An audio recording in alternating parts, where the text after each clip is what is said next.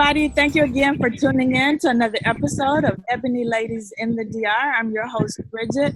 We got a good show today. We got a lot of people joining us on the panel.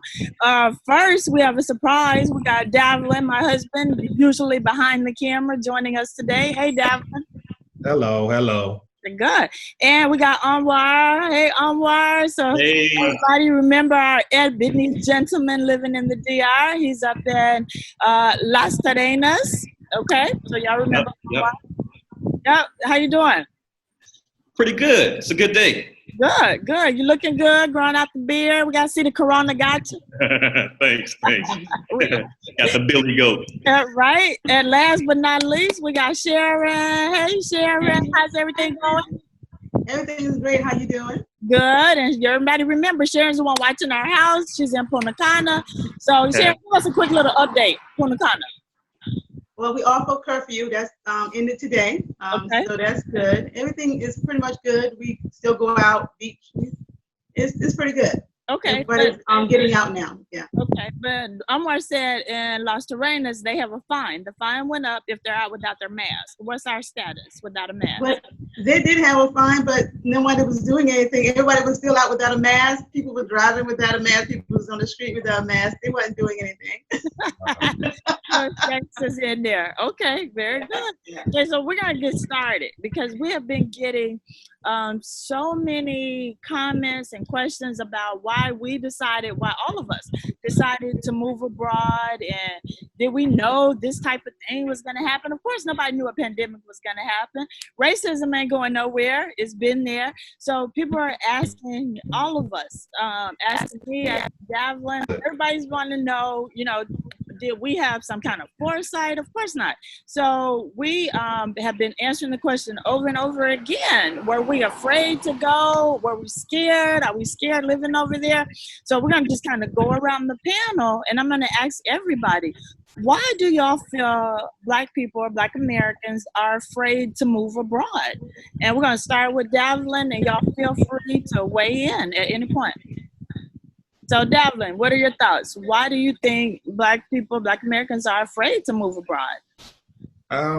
I think it's fear of the unknown. When you move abroad, you don't know the language, right, and you don't know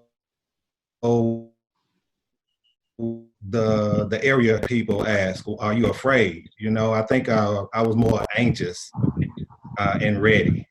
Okay. So just the fear of the unknown. Fear of the unknown, but what they don't realize is that everyone that decide to move abroad, they've gone to the place on vacation, and at some point at that vacation, they started looking at it as in a different way. So it's not like a person moved and they've never been there before. They've even been there once or twice, so they feel comfortable by moving there. Mm-hmm. That's true. I agree. So what do you think, Anwar? Gotta forgive me on time on this one because I'm thinking Look, go more. Okay. So then we'll ask Sharon. And we'll come back to you. No, I'm ready. I was just, I was just thinking the same thing Davlin was saying, which was it's unfamiliar territory for me. That's the reason why I could think a lot of people would have a lot of fear for it. Mm-hmm. And I'm gonna piggyback one more time. The same thing. Once you come or once you traveled enough, then to go against the fear, you have to wonder what's attracting you there. And once what's attractive becomes more than the fear, then that's what oftentimes leads you to think to yourself, what are the possibilities or risks in doing this? But I think the other thing is debt, money, no residual income. You're leaving your family. Many times have older family members that you want to stay there and be there with them, or you're missing funerals, graduations, the things we celebrate in the past. But you don't have to. You don't have to miss all of those things because you're Atlanta. You and Sharon both. Your home's Atlanta. 3-hour flight.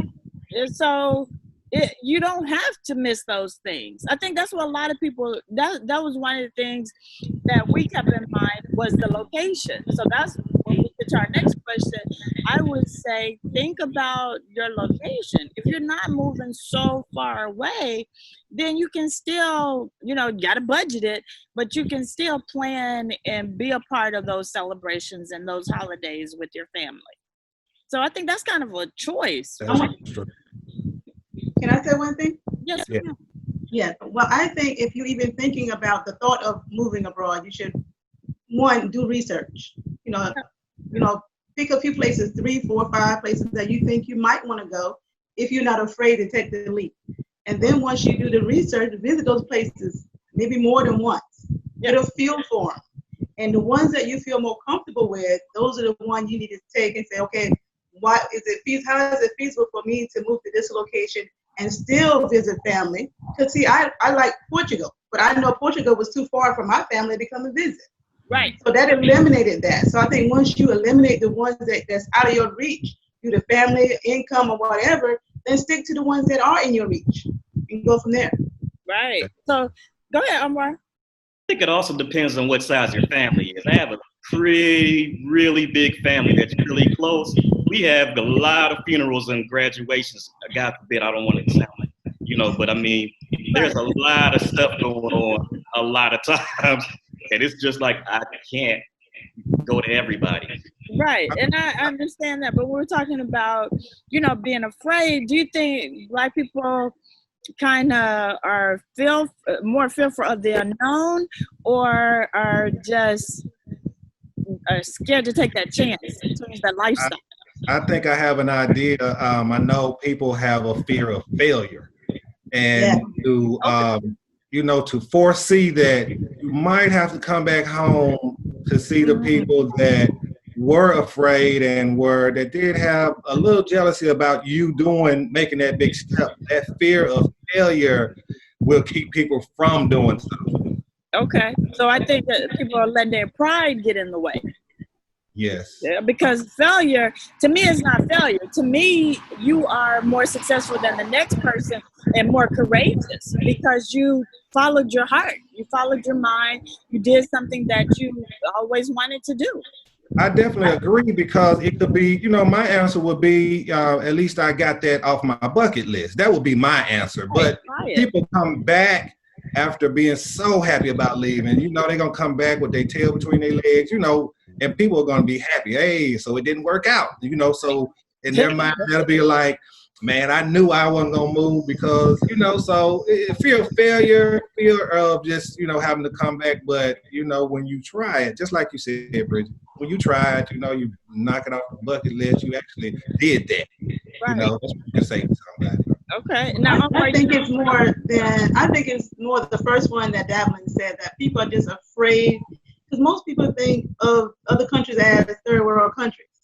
And when you tell your family, I'm not going to stay here in the United States like I did, people start to look at you like, well, why would you want to go to a third world country? And most of them have not even been outside the U.S. Right. So they don't even know that it's really not that like that until they take that leap. Get their passport first, because you got to do that. Have the passport. Get your passport, travel, see what's on the other side of the border than what you have right in front of you. And you might be amazed at what you can accomplish and what your money get you. That's true. I agree. Now, Omar, what was your fear? Because you have residual income. So what was your biggest fear of moving abroad?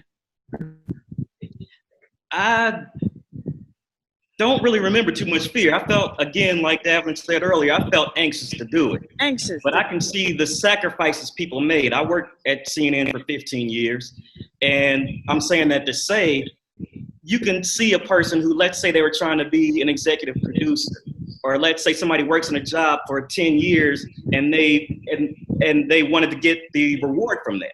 And so to leave that, that's a sacrifice, because if you leave that and come back, you can't just pick up where you left off sometimes in their mind. Right. And so can you reinvent yourself when you leave the economy? Are you going to work in this other country and get an income there, which oftentimes they don't supply the same income that they do in the United States? And what kind of life are you looking for? Do you need all the same amenities? How much does what you have where you are right. go against what you think you might be giving up? Those are things that people do fear. Right. And I think people are afraid of, a lot of Black people are afraid of not knowing, I think losing control. I think they feel like if they go to this other country, they're not gonna have any control, even if they speak the language. Because people are saying, well, why didn't y'all pick a country that spoke English if y'all were gonna move abroad? There were a lot of factors to determine, but they have just like a fear of doing something different outside of that box of working to their 62 and retiring in America. So this is like for them really something totally out of question for them, and they shouldn't be afraid, especially now. We were like, there's a article that I'm going to put up. It was on USA Today, and I know I sent it to Sharon, and it was saying that, with the state of America the way that it is, so many Black Americans are moving abroad. People, they did a study of 4 different people, and they all experienced some form of racism. They all were going through trying to make it with the economy, because to live not even a wealthy, super rich lifestyle in the U.S., it's a grind.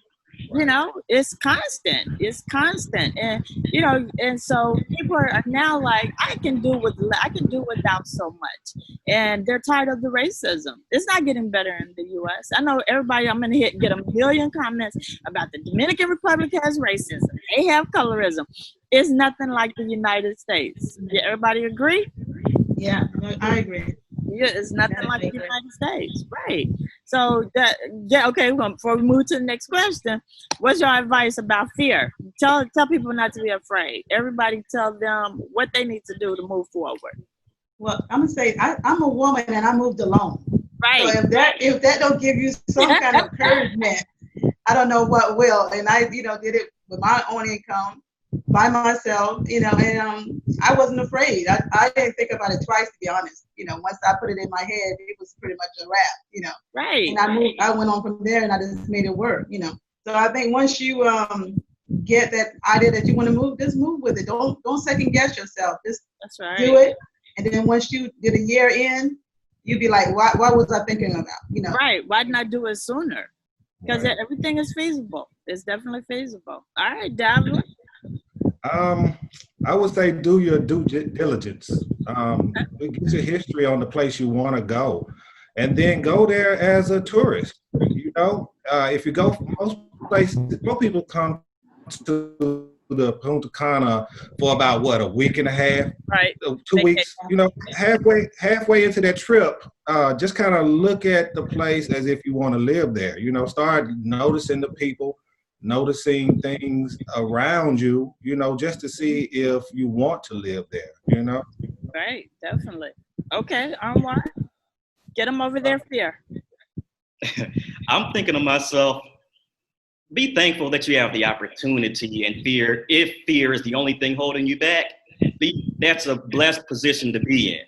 Because through the years that came before, like 1980s and the earlier time or 90s and all that stuff, you had coronavirus, September 11th. Well, we have that now. The September 11th attack. You have the mortgage crisis. You have all these other things. So, if you have the opportunity to leave, take that now, because there's not many times that we as African Americans have had the opportunity to be where we want to be. Right. And I can say more to that, but when you go this time, at least you're where you want to be. Right. Nobody's taking you there. Yeah. Right. That's what you're going by choice. You're picking your own destiny. Okay. So now everybody need advice on how we selected where we were. So if you look at our past episodes, my episode All by Bridget, or if you look at Sharon's, everybody had their process of elimination, or they had their way of picking their destination. So I want everybody to tell America, everybody is thinking about becoming an expat, 2 things that they should consider before selecting their destination to move abroad. To give them two things that they have to consider, because we have friends now that are getting ready to move, and I want to give them all of this advice, but I said I have to step back because everybody's got to figure out what's best for them and what they can and cannot live without. So Sharon, you start. Okay, for me, crime, the area, that was one of my things. There had to be, low crime or no crime, And then it had to be the, outside. I had to have the weather. I had to have the weather. So those are things for me, I thought that was most important of selecting a country, no crime or low crime, and the weather. Those are very important for me.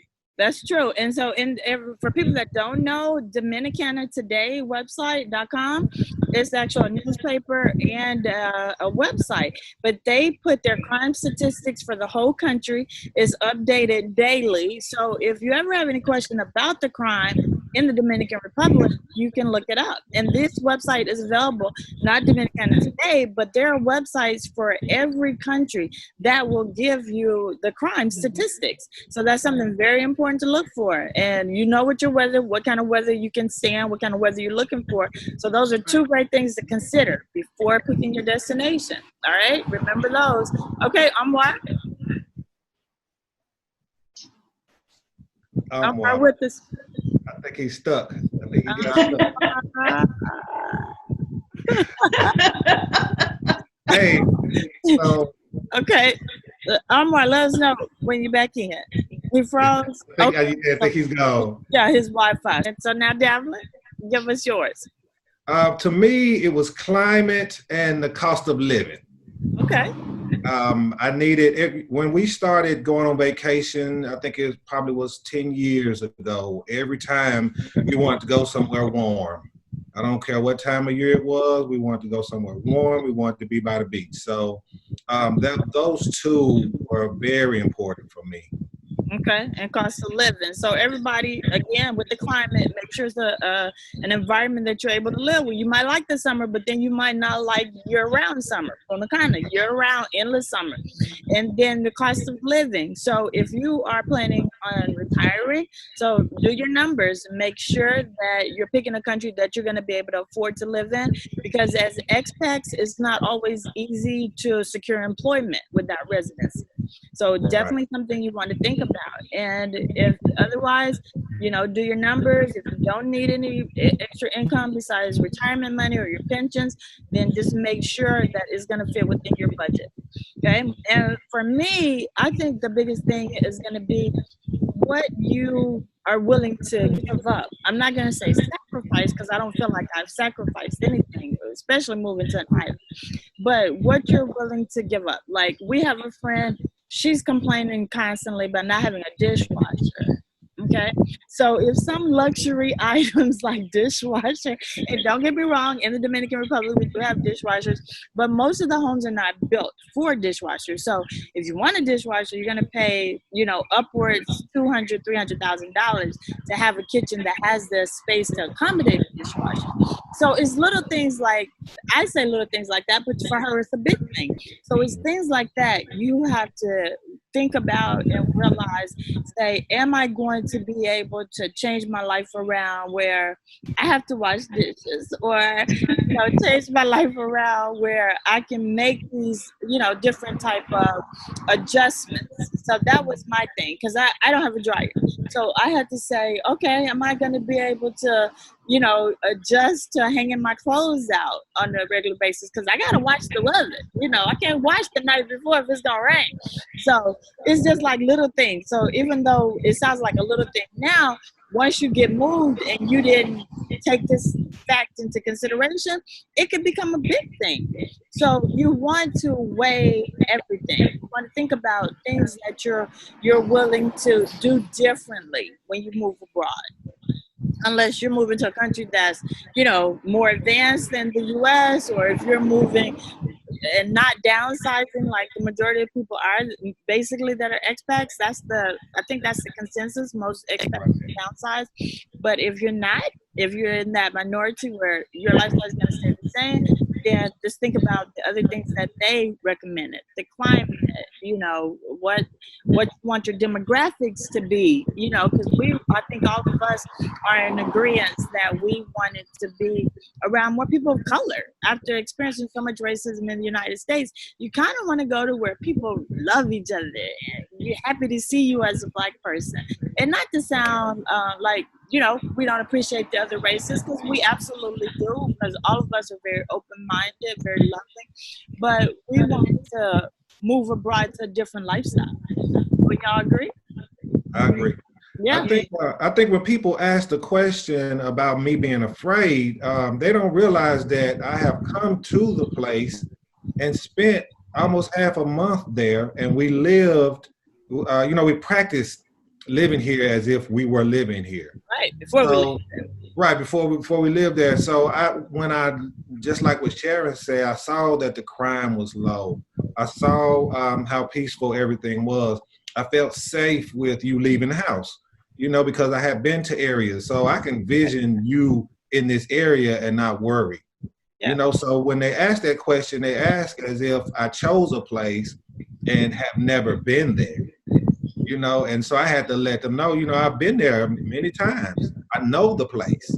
That's why I'm not as afraid as, you would think I am. I'm more anxious to get settled in.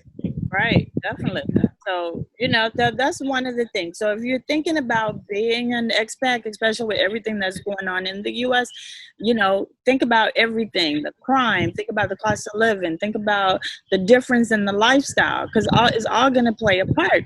And I think, I'm really happy with our decision, especially now, because I've been looking at, the crime statistics in the U.S. versus the Dominican Republic. So I'm not on here to bash any city. We're from Houston. The crime rate is soaring right now. And then on top of the soaring crime rate in Houston, the coronavirus is a hot spot in Houston. So it's like, I felt like we did leave at the right time, and I don't have any regrets from it, and I know Atlanta, the crime is getting up there, and they were a hot spot. I haven't heard anything lately about the coronavirus cases in Atlanta, if they got it under control or what's going on. Have you, Sharon? No, my brother talked to him and he said everything is okay. So I guess they got it under control now. So He hasn't mentioned anything about it. Good. And so for everybody watching, Omar, he dropped off because he is in a little bit more, Las Serenas is a little bit more remote than Punta Cana area. And so he might have experienced some Wi-Fi issues, but everybody know Omar, so we'll have him back on the show again at another time. But any last words from either of you about what's going on in the U.S., coronavirus, or the protests? No, I hate to see what I've been seeing on the TV. Oh my God, it breaks your heart. And then I think about that. I think about my son, because I have a son who's 24, and I told him, stay home. If you're gonna protest, be safe. Right. But don't, make sure you're not out at night. Make sure that if you are, you have someone with you, so there won't be no confusion. Exactly. So those things, bother you. When you see that on TV and you think of, where we could come from and where we are now. It's just like, what happened? I think it's a lot. It's a lot to take in. It is. I think right now it's the perfect time to keep protesting. Every day, I love it when people are out, because right now, things will be changed. Yes. The more and more people stay out all day, stay out all night, keep it peaceful. But we are at a critical point right now, because we will have a new president. And everyone feels that. I know it, I feel it, but what people are doing now with different colors of people that are protesting, which is a first. Yeah. So if that's what's going to make things change. So just keep the protesting, keep it peaceful. I agree. Keep the protest peaceful. And so I have to address, because I have been asked, why haven't I been out physically protesting? And I'm going to tell you, I'm going to be honest. I'm afraid to be out protesting. I really am. I support Black Lives Matter. I support everybody that's out there protesting. I want everybody to be safe. I want everything to stay peaceful. But my main reason is a selfish reason because I am an expat. My primary home now is in another country, so I can't afford to. I'm sorry. So I can't really afford to get arrested and jeopardize not being able to, go back to the Dominican Republic or be able to go from the U.S. to the Dominican Republic at will, because my goal is to hold 2 passports. So I don't want to take a chance on getting an arrest record. And that's just in all honesty. It's not that I don't support the cause, because I'm 100% Black Lives Matter. I'm, for the protests. I like the peaceful protests, but, for my own reasons, I can't be out there. And that's it. And that's just what it is. This is the life that I chose, and my life primarily is 90% in another country now. Yeah. So, what do y'all think? Y'all agree? I think I need to. I agree. Yeah, and that's what it is. And it's not that we don't stand behind it, because we absolutely do. We all are still Black Americans. We are rooted in the United States. We support the United States. But for us, living there was no longer the best option for us to have a happy, retired life. And, and it doesn't mean you're giving away or walking away from your home country. It means you wanted something different for yourself. And that's what, we want other people to understand, Yep. Okay. So, guys, thank y'all so much, as always, for logging in and watching Ebony Ladies. Thank my guests. Thank you, Davlin, for getting from behind the camera. Thank you, Sharon, for always saying yes when I call. Thank you. I appreciate it. We'll be home soon. It's looking good. Sharon, thank you for everything that you've done. I mean, no problem. Heaven sent. When we go on an excursion, I'm going to catch that mahi and cook it for you, girl. We are ready to go. I appreciate it. Okay, everybody. I thank you again for tuning in. We're going to wrap it up. Remember, right here on YouTube, every Thursday, 9 p.m. Eastern Standard Time. Don't forget to like, subscribe, and share. And then I'm going to post the link for the article, because I thought it was a very interesting article. So if no last words, again, thank y'all. And y'all have a good Saturday. Have a good Thursday. Bye. All right. Talk to you soon.